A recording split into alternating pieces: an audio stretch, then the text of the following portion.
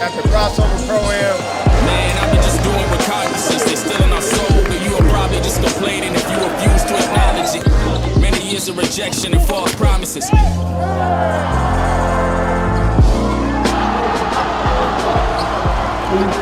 gave up on me. They gave up on me. Copy. Our next guest is two-time NBA All-Star who has been getting buckets on the Pro-Am circuit all summer. Isaiah Thomas, welcome back to The Jump. Hopefully, Isaiah, can you hear me? This is Malika Andrews. We're just double checking.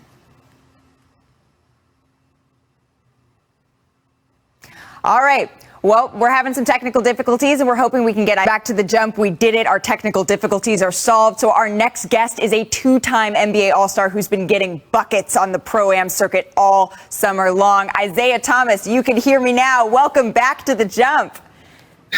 Thanks for having me. I really appreciate it. Well, we see you in beautiful Tacoma, Washington, but we've also seen you light it up with dominant offensive performances. What have these Pro-Am experiences, what have they been like for you? It's been very cool just because like I'm a student of the game. I love basketball so much. I've usually always play in Pro-Ams or LA Fitness, the YMCA. I'm playing everywhere. This has been the first, summer I've been completely healthy and been allowed to play in those things. So that's all it is. I took a few year hiatus from the summer pro leagues, and now I've been back trying to put on some good performances for the people who come to watch. Well, you've certainly been putting on a show, and you're no stranger to proving yourself. You've done it over and over again. But the ultimate goal for you, it remains to get back in the NBA? Yeah, that's the only goal.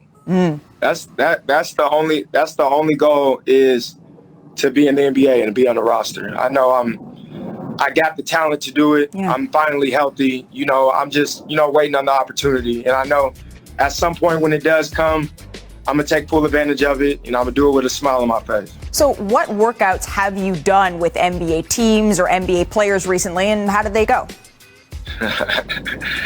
I've worked out with some teams. They went really well. I mean, teams have seen me move. They just seen me be who I am, and that's what the biggest thing for me is, to get it out there so people can see that I'm healthy, the people to see I have no restraints, I have no restrictions. I'm 100% ready to go. But I've been working out with guys. I've been ready, and I'm just waiting on the opportunity. I'm waiting on the right opportunity for me to showcase my skills and be able to have an opportunity to play at the highest level and show that I can still compete at a very high level. I got to push you just a little bit. Are there any particular players, teams, or feedback that you've gotten that you can share with us? I mean, I want to try to keep that in-house. I mean, I seen there was something out there the other day. I'm just trying to get in the gym with anybody, really. Just for everybody to see it. Like I said, I'm a gym rat. So I've been in the gym with some highly talented guys. I'll let the world figure that out, though. You can give us a wink if that's true. Give us a little a nose right. Yeah, I've been in the gym with who you think I've been in the gym with. Yeah, so, there we go. Well, before we let you go, Isaiah, and I really appreciate you joining us, ESPN's The Undefeated is coming out with a 30 for 30 podcast on your friend, the late rapper Nipsey Hussle, entitled The King of Crenshaw, and you were a part of this podcast, and I just want you to take a listen to the trailer. My race. He was one of our superheroes. Nipsey saw potential. He saw a community. He saw hope.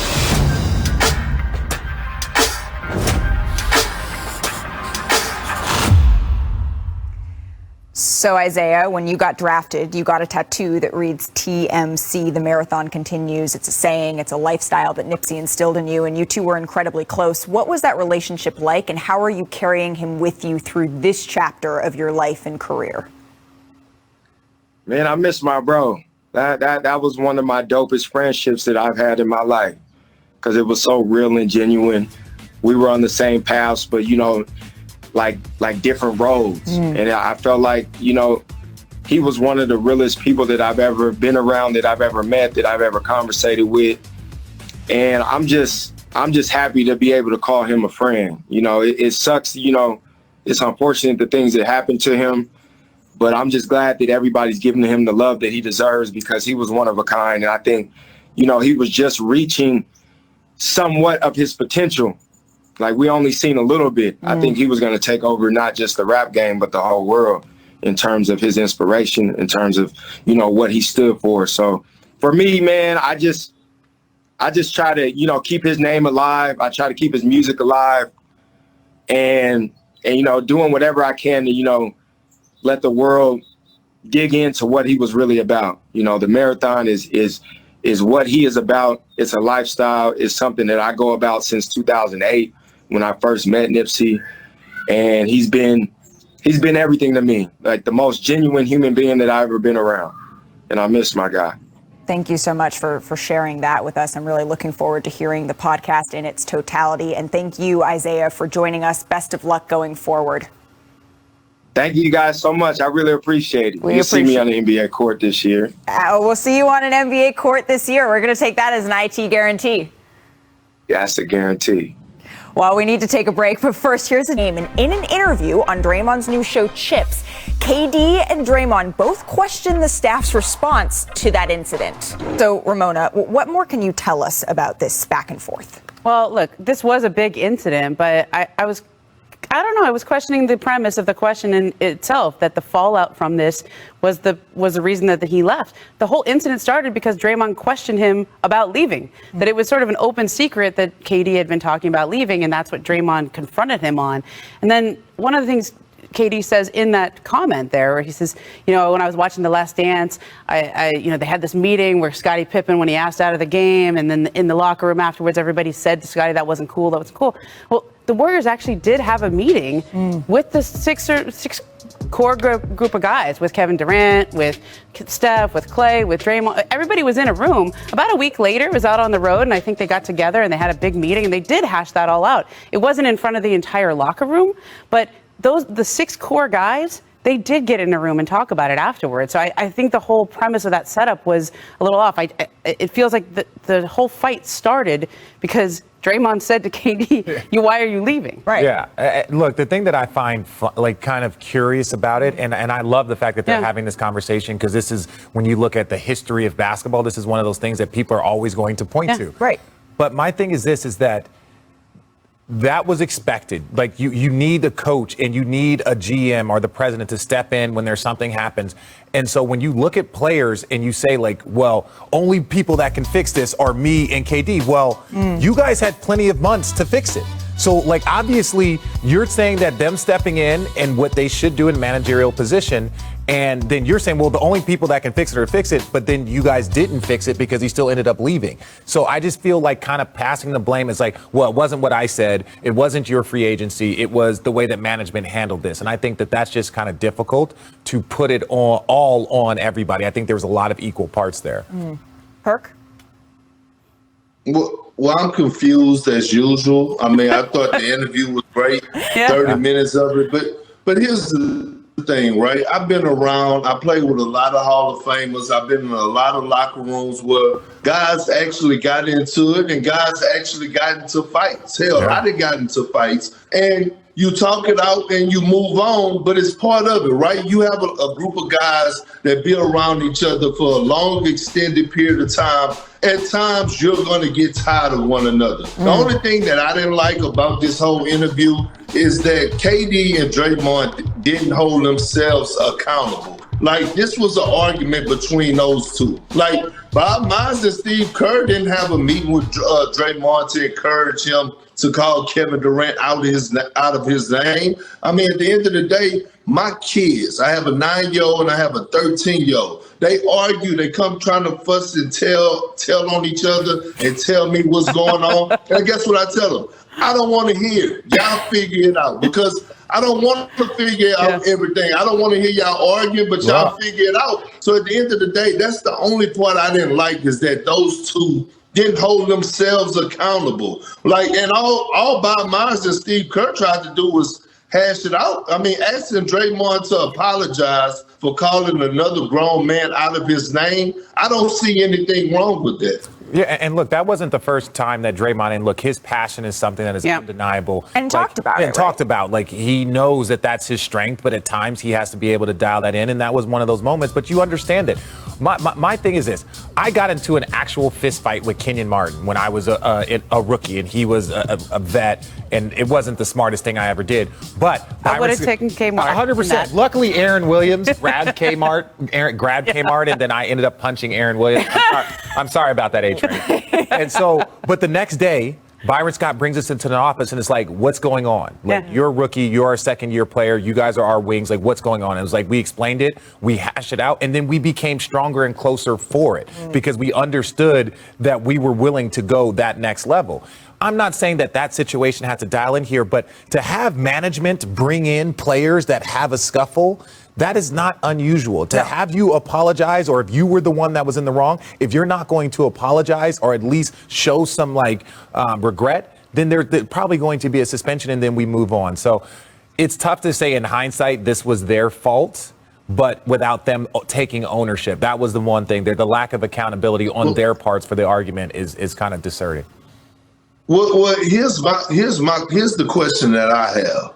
Throughout that whole interview, Draymond, I mean, obviously, he let out some stuff that should have been held confidential that happened with him and Bob Myers and Steve Kerr, et cetera, et cetera. He let loose, Draymond being Draymond. Yeah. My thing is, camp is right around the corner. It's going to be another meeting when he walk in the building of that practice facility come October the 1st or whatever the first day of training camp. So my question is, where do the Warriors and Draymond go from here? I think they're fine, though. Yeah. Perk, honestly, if there's one thing about Draymond, they have a lot of incidents like that. That's part of what the Draymond experience is. He's very loyal, and then you have situations like this, but everybody knows Draymond. They know how loyal he is, how committed he is. I don't think he has problems in that locker room, and I think what was interesting about that discussion is part of why that situation escalated in the first place was Draymond really runs that locker room. Draymond was calling out KD. He was almost trying to settle it on the court. That was the fallout there. And I just felt like KD is happy in Brooklyn. He's happy with his decision, right? It doesn't. Well, look, you cover him all the time. He's happy there. It seems like he is. And in that interview, he also added, look, if we were discussing this after we had been healthy all season, perhaps this would have been a different discussion. That's one of the things that he mentioned there. But moving on to Joel Embiid, who became $200 million nearly richer yesterday after signing a 4-year contract extension that takes his contract all the way until 2027. Ramona, you've been all over Embiid's road to this commitment. How did this get done? Well, this is interesting. This was a player representing himself. He doesn't have an agent right now. This was Joel Embiid doing the deal direct with the Sixers ownership, doing the deal directly with Daryl Morey. And you can do that when you're a max player, when you know you're going to get the bag. But there were some interesting provisions in this. His last rookie contract, the extension he signed off that deal, had provisions, Malika, where if he suffered catastrophic injuries to his lower leg or his lower back, that they would essentially be covered. He would lose some money on that. There was incredible protections in that. Bobby O'Marks one time described it as the most complicated contract in NBA history. It's 35 pages of all the ways that if he suffered a catastrophic injury, he missed the first 2 years of his career, so you understood why the Sixers did it. There's none of those protections in there this time. He got a fully guaranteed deal. He got the player option in year 4. I mean, this is a really good deal that he negotiated for himself. Well, I just think Joel is happy. I think he wants to be in Philly. Obviously, he signed the deal and committed to him, but this is a great thing for the Philadelphia 76ers. This means that they're moving in the right direction. Now, I know that they have to solve the problem with Ben Simmons, and I feel like a coming to Jesus meeting, if they don't find a home for him, could help that. But to me, this just shows that Joel is committed to the organization, that he's not trying to go nowhere, that he wants to win in Philly. He embraces the role. He embraces the challenge. And I think this is a great deal for both sides. Well, look, I agree. I think it's a great deal for both sides, but also too, you wonder about if there was leverage, right? If there was leverage that could have been had. Now he's got, like to Ramona's point, he was injured the first 2 years of his career, so he wants that security as quickly as possible. He wants to sign his name on the dotted line, but you talked about all the provisions. There was probably conversations about where direction are we're going to go. Who is going to be my mate? Is it going to be Ben Simmons? Are you going to make a trade? But a lot of times when teams get security from their best player signing, you saw with Giannis, last season when he signs that extension, you're like, okay, he's committed to us. We can trade our draft picks because they're going to be late first round, and we can go get Drew Holiday, which ultimately wins the final piece. So when you have that commitment from Kawhi Leonard, when you have that commitment from Joel Embiid, it gives the team and the franchise opportunity to be like, okay, this is what we have now. Let's go forward. Well, and speaking of that opportunity and kind of trying to put those pieces into place, the meetings that are being had, Ramona, as Ben Simmons still sits on the trading block, what's the latest you've heard about his relationship with the team? Yeah, he's not calling them back. I mean, there's been reach outs to him. I know Embiid's reached out to him, Brand, Daryl Morey. Like, he's not engaging with the Sixers right now. You see him working out. He's getting ready for the season. He's in the gym with Tyrese Maxey. He's in the same gym with him all the time. But there's not a level of connection between Ben and the Sixers right now. And it's difficult for both sides, I think, because he would really benefit from a new start. I think with everything that happened at the end of last year, I know he was stung by some of the words that people said about him and his performance in those series, but also his performance in those series. And so if they're ever going to move past it, I do think those conversations need to happen before training camp or before a potential deal here. But they're listening to offers. So far, I think the sense is you get one chance to trade a player this good. Yeah. And they would prefer not to. I mean, he's a great player. Yeah. Can you get him back to being the Ben Simmons who was second in Defensive Player of the Year voting? Probably could have won that, depending on how you look at the voting there. But Ben Simmons is a great player. I think they would like to be able to rehabilitate that relationship, but he's got to want to rehabilitate that too. And I don't know if that's going to happen. Yeah, that's interesting, right? We've heard, Adrian. Less than a year later, you've been cleared to return to basketball activity. So can you just give us a little update on where you're at now on your comeback trail? Playing 1-on-1 and 2-on-2. Looking to continue to progress and, get to DC in early September and ramp up to 5-on-5 from there. Are you planning to be able to be available as soon as training camp starts? What's sort of the sense of when you think you're going to be fully able to join the Wizards? I mean, that's going to kind of be up to the ramp-up plan of the Wizards in general. I've been working out with Kuz a little bit, working out with, some other NBA guys, and I feel good. I feel fine. I feel healthy, but, I still haven't played 5-on-5 just from the standpoint of being cautious for free agency. Hey, Spencer, big perk here. First off, congratulations on getting the bag. All right, that's first thing Thank first. You, brother. But going down to Washington, trying to bring chocolate back to Chocolate City, we all know that they didn't have ball-dominant guards, right? John Wall, Russell Westbrook. I look at you as a combo guard, and I think you and Bradley Beal have a perfect fit. What are y'all expectations, or have y'all talked about y'all expectations going into next season? I mean, I think we're going to look to lead a very deep group. I think we want to make the playoffs. And my job is to compliment Brad in any way that I can, to your point. I'm a combo, a little bit of a departure from Russ and John, obviously, but, have been an efficient and effective playmaker my time in Brooklyn and look to bring some of that to DC. Spence, Richard Jefferson here. Look, I know that you got hurt before James Harden got there, but watching your career and watching how you really changed the Nets franchise, you made that franchise and the crew that you were with, whether it was Joe Harris and D'Angelo Russell, that crew, you guys really turned things around. Do you have any what ifs, if we would have been able to stay healthy or if I would have been on that court? Look, as players, we have that, but do you have that mentality? For sure. I mean, you look at the Nets roster, they got KD, who's arguably one of the greatest scorers of all time, probably him and Kareem, right? You got Harden, who has probably had the best offensive playmaking seasons of all time. You got Kyrie, who could be the most skilled of all time, right? And then, me being kind of an amoeba and being able to fit in a lot of places and help out, and Joe being one of the best shooters in the league. I have no doubt that we would have won a championship last year.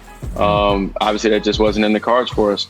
But Brooklyn was phenomenal for my career. They saved my career, and I was able to progress from there. And when people believe in me and I have a chance to repay them, like, it typically works out well. And now DC is giving me that belief, and I hope to show that there as well. So speaking of DC, Spencer, in your contract with the Wizards, we got to break this down. You have a $1 championship bonus. How did that come about? Yeah, my agent Jason is a super smart guy, and the way you have to kind of tier out bonuses, I guess you have to hit certain little tiers and things, and them making the play-in bonus was so high in terms of the 50 games was just to make sure that I get as much of the money as I deserve. Every dollar. Yeah. And so with the championship being probably a little bit harder achievement, but them still needing to have that slot filled, they made $1. And credit both the Wizards and Jason for doing that. I mean, obviously it's all in the rules, but it ends up being a funny meme. But I think it's just the Wizards doing me a solid at the end of the day. Now, like you talked about the Brooklyn Nets kind of, saving your career and giving you that opportunity, and you bet on yourself, they bet on you, and it worked out well. What do you feel like your chances are to have that similar impact in Washington, helping to get that franchise back to, playing high-level basketball? I think we definitely have a chance. Beal led the league in scoring last year, right? Is one of the best scorers in the league, obviously. Is going to continue to do that. We have Gafford, young, big, runs, protects the rim, catch lobs. You got Rui and Kuz, two emerging young wings, right? Now you have depth with Trez and Pope and Aaron Holiday.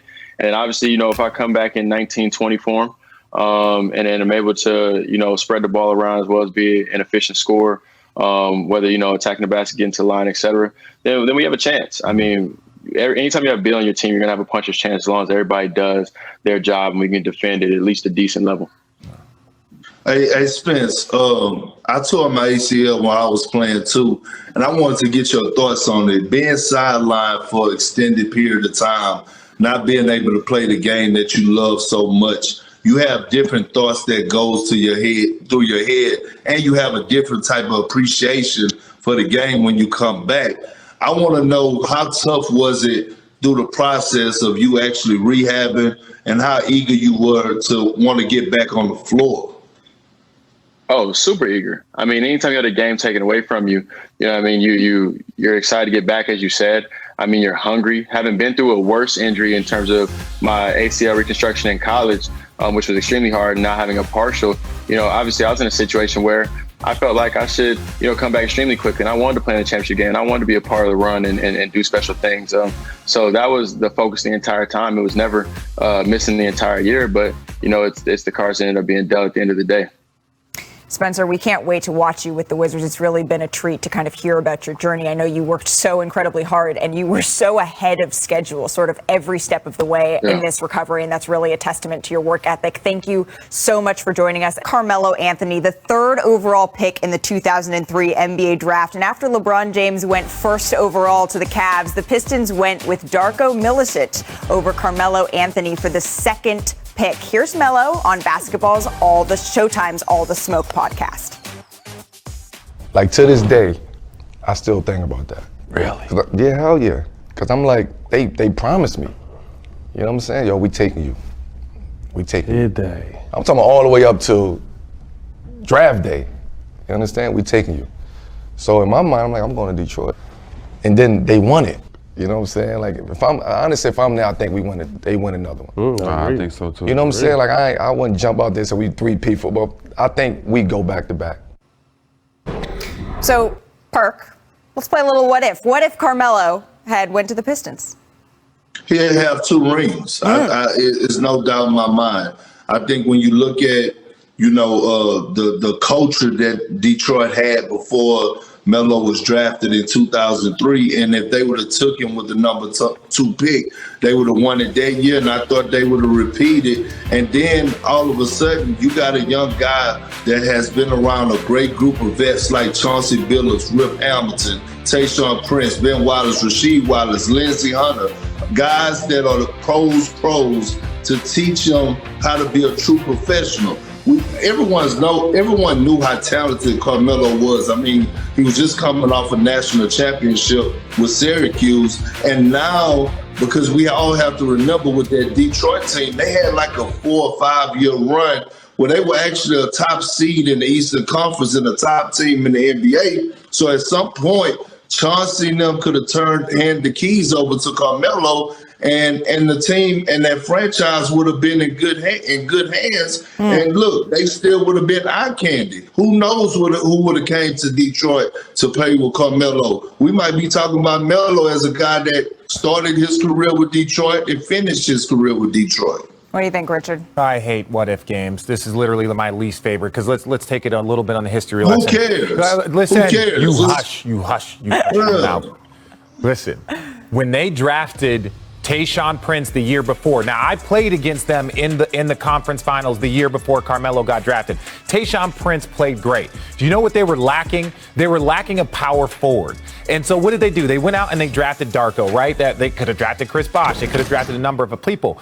But the person that they got at the All-Star break was who? Rasheed Wallace that year. So if we're going to play the what-if game, if they would have drafted Carmelo, maybe they don't get Rasheed Wallace. And we all know how important Rasheed Wallace. Oh, we want to sit here and talk about 2 championships for Carmelo if in the what-if game, if they would have drafted him. But we don't want to look at the subsequent things that happened after getting Rasheed Wallace at the All-Star break, which ultimately is we lost to them in 7. They went on to win a championship that year. So you don't know if one domino was going to lead to another one. Would he have been in a much better spot had he gone to Detroit? Yes. But let's not gloss over his Denver team. He went to a conference finals. He went to multiple postseasons. It's not like he showed up, it was in a trash situation. He had an amazing career in Denver. Yeah, he didn't win a championship, but there was also other dominoes that would have fallen had he would have gone to Detroit.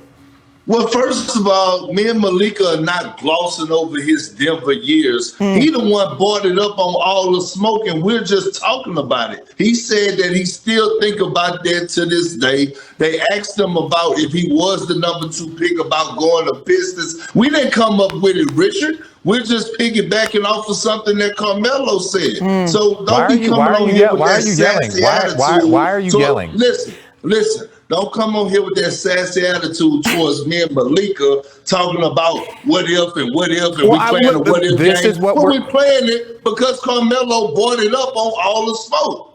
Well, you know, Perk, that Richard just can't help himself. He's got to bring some sass to it. That's just who he is. That's what he does. I remember reading in a story that our friend Howard Beck wrote that LeBron James at one point during that draft kind of turned to him and said, this is you. This is your spot. That's something that he reported. And so it's interesting, right, to kind of think about those things. But it seems like Carmelo now is sort of rolling with this persona of this mindset of, I like where I am now. I like where I'm going. This has all kind of come together at the right time. He said that in his press conference with the Lakers, that potentially at another point, this wouldn't have been the right time. So they're feeling like he's feeling like at least now is sort of the right time for those sort of dominoes to come together. He's done some growing up in this league. But, Richard, I know that what you... Oh, my gosh. Malika, that's called being a man's man, all right? You just, in the country, you see a bug,